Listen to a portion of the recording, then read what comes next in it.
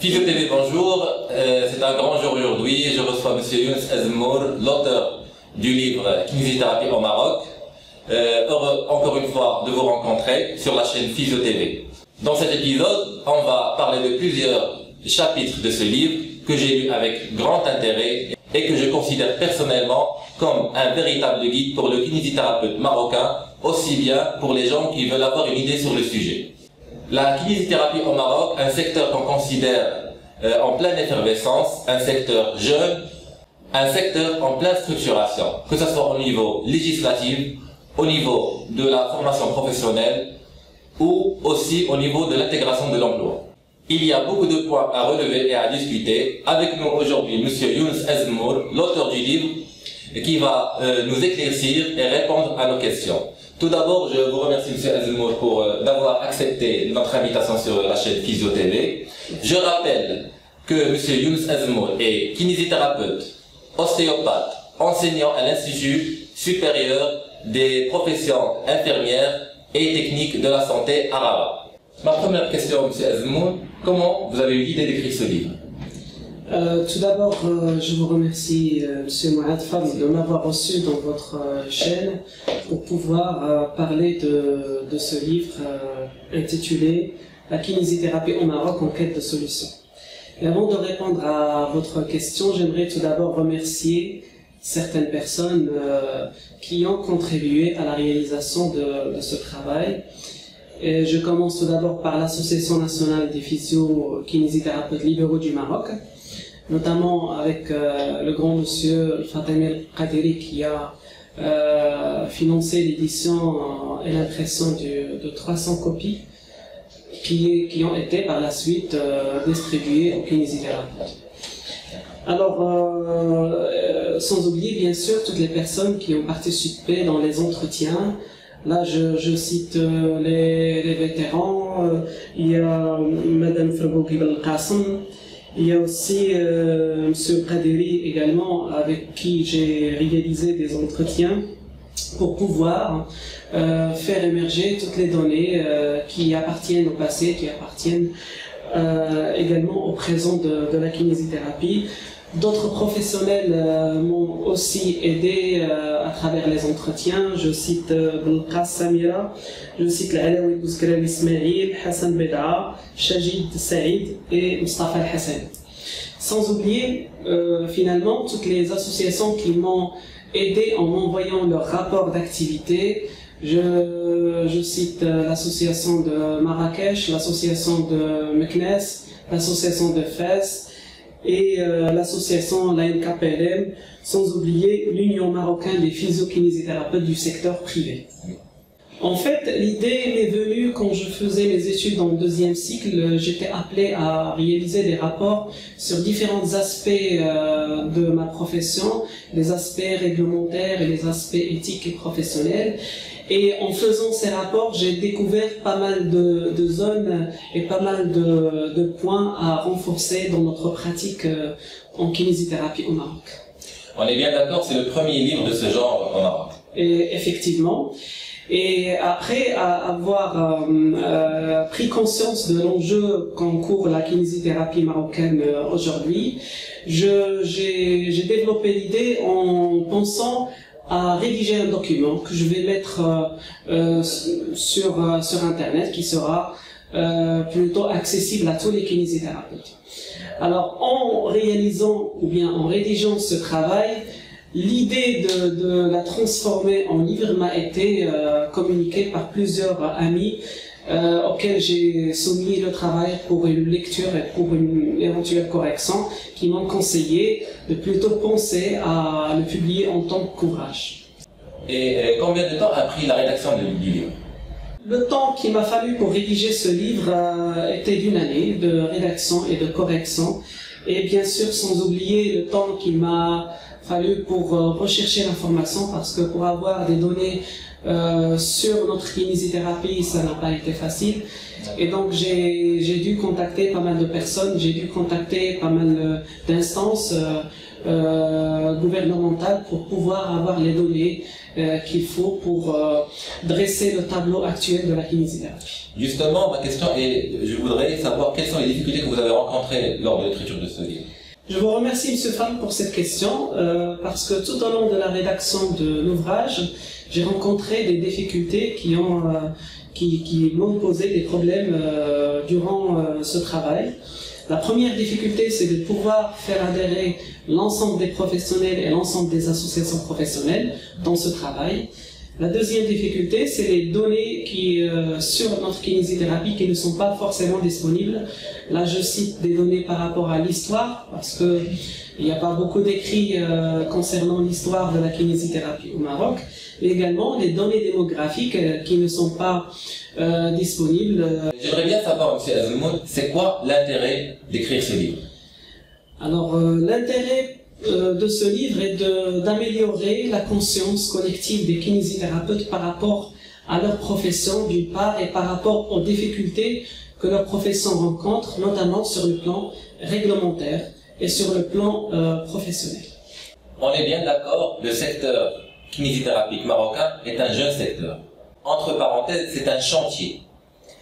Donc il y a beaucoup de défis à relever. Parmi ces défis, le côté législatif. Est-ce que vous pouvez nous éclaircir par rapport à ce point-là?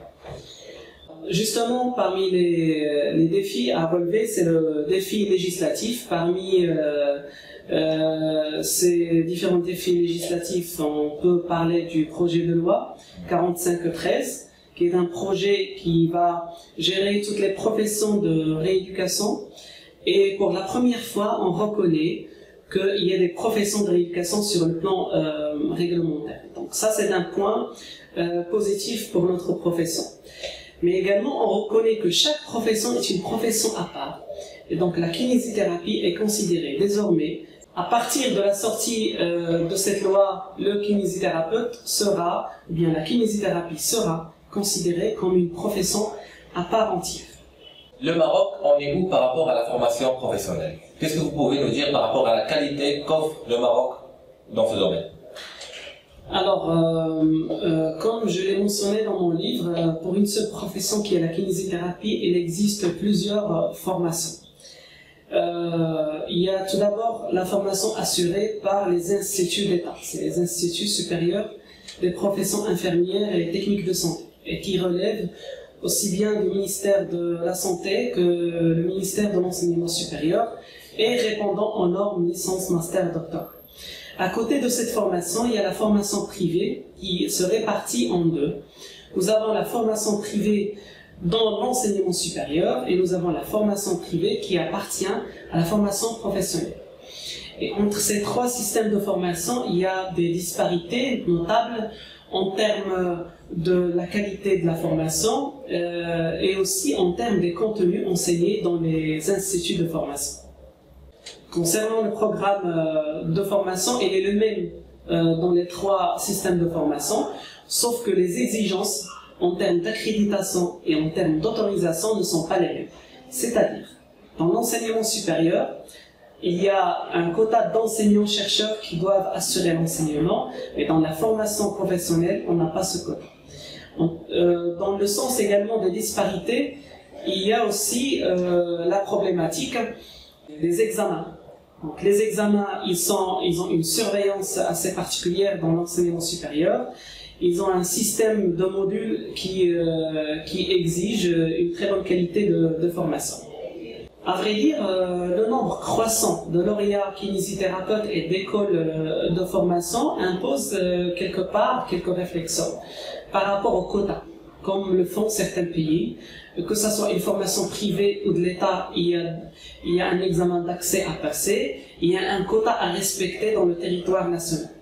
La kinésithérapie marocaine est ouverte à d'autres pratiques dans d'autres pays. Directement, il y a l'Europe, il y a l'Amérique, il y a l'Australie, il y a le Canada, nos confrères tunisiens. Comment on peut situer l'école marocaine de kinésithérapie actuellement par rapport à ces différentes écoles? Justement, M. Mouad, la pratique kinésithérapique au Maroc elle est en pleine évolution et il ne cesse d'échanger avec les autres écoles, comme l'exemple de l'école de la Tunisie ou encore l'école française, qui est l'école classique à laquelle on appartient en tant que kinésithérapeute, sans oublier les autres écoles anglo-saxonnes. La question qui se pose, où est-ce qu'on peut situer le Maroc par rapport à ces pays-là? Certes, en termes de pratique, on a beaucoup évolué, mais il y a quand même du chemin qui nous reste pour arriver au même niveau des pays qui sont développés en kinésithérapie, notamment les pays anglo-saxons. Mais il y a une seule solution pour pouvoir le faire, c'est la recherche scientifique. Donc, M. Azmour, est-ce que le Maroc est sur la bonne voie? Alors, bien évidemment, elle est dans la bonne voie du moment qu'il y a des formations qui s'organisent et qui améliorent la pratique en permanence des professionnels. Mais comme je l'ai dit, il nous manque encore de faire de la recherche scientifique. Et pour arriver à ce stade, il faut tout d'abord avoir les structures nécessaires des universités qui offrent des laboratoires pour faire de la recherche, mais aussi, sans oublier la volonté des professionnels pour rehausser leur pratique. Il faut quand même un certain nombre de professionnels qui sont très motivés pour la recherche et surtout qui sont outillés pour la faire. D'autres moyens qui sont indispensables, c'est des plateformes de publication, des revues scientifiques, des vidéothèques de formation sur la pratique kinésithérapie. D'accord. Justement, dans le même raisonnement de notre émission, ma question est, est-ce que vous pensez écrire un deuxième livre? Alors, l'idée d'un deuxième livre, elle est toujours là. Je pense souvent à le faire, mais ce n'est pas une priorité pour le moment. J'ai d'autres priorités, surtout dans l'écriture et la rédaction d'articles scientifiques. Peut-être après quelques années, je vais penser à écrire un autre livre, mais cette fois, ça sera un livre purement scientifique. Monsieur Azmour, vous avez réalisé un travail de grande qualité, vous avez certainement fourni des efforts colossaux pour que ce travail voie le jour. Est-ce que vous n'avez pas pensé à commercialiser ce projet, surtout que ça demande du financement, des éditeurs, et tout un travail derrière? Est-ce que vous n'avez jamais eu l'idée de commercialiser ce projet? Alors oui, effectivement, j'aimerais bien mentionner que l'éditeur, ça existe, c'est l'Association nationale des physio-kinésithérapeutes libéraux du Maroc. On s'est mis d'accord sur l'édition de 300 copies et on s'est mis également d'accord que ces copies seront gratuitement distribuées aux kinésithérapeutes. Après, moi personnellement, je pense que ce genre de produit ne devrait pas être commercialisé du moment que ça analyse une situation de la pratique et surtout des déloyances des professionnels. Et on préfère garder tout l'aspect commercial pour surtout des livres de formation, des livres scientifiques. Qu'est-ce que vous pouvez nous dire par rapport à la réforme intégrée? Le dernier chapitre du livre porte le nom de Réforme intégrée parce qu'il propose 24 solutions pour les différentes problématiques professionnelles, réglementaires et de formation que la kinésithérapie au Maroc rencontre. Et cette réforme, elle a plusieurs aspects. Le premier aspect, c'est l'aspect réglementaire. Et donc, il faut aller vers les instances législatives pour pouvoir changer la situation. Le deuxième aspect, c'est l'aspect professionnel. Et donc, il faut aller surtout vers les professionnels et vers les associations professionnelles qui doivent jouer leur rôle d'encadrement des professionnels et des kinésithérapeutes dans ce sens. Et le dernier aspect, c'est l'aspect pédagogique. Donc, il faut rehausser le niveau de la formation dans les 3 systèmes de formation, l'enseignement supérieur, privé et de l'État, mais également la formation professionnelle, en enrichissant les contenus, mais également en diversifiant les méthodes d'apprentissage. En fin de cette émission, M. Azmour, je tiens à vous remercier pour votre temps et pour votre générosité. Et au nom des gens qui nous suivent sur notre chaîne Physio TV, j'ai une demande singulière, c'est de me dédicacer votre livre au nom de Physio TV. Avec grand plaisir, M. Mouad, et de mon tour, je vous remercie pour l'accueil et de m'avoir permis de communiquer avec nos chers collègues du Maroc. Merci beaucoup.